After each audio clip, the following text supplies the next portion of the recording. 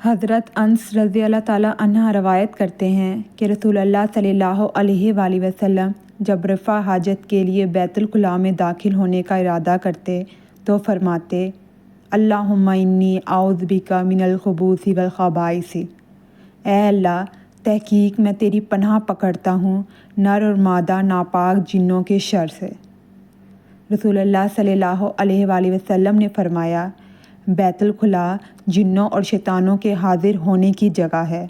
جب تم بیت الخلاء میں جاؤ تو کہو اعوذ باللہ من الخبوث والخبائث، اللہ کی پناہ لیتا ہوں نر اور مادہ خبیث جنوں کے شر سے۔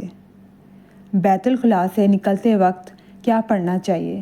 حضرت عائشہ سے روایت ہے جب رسول اللہ صلی اللہ علیہ وآلہ وسلم بیت الخلاء سے نکلتے تو فرماتے غفرانہ کا، اے اللہ میں تجھ سے بخشش چاہتا ہوں۔ اگر آپ کو ویڈیو اچھی لگی ہو تو please like share and subscribe to my channel.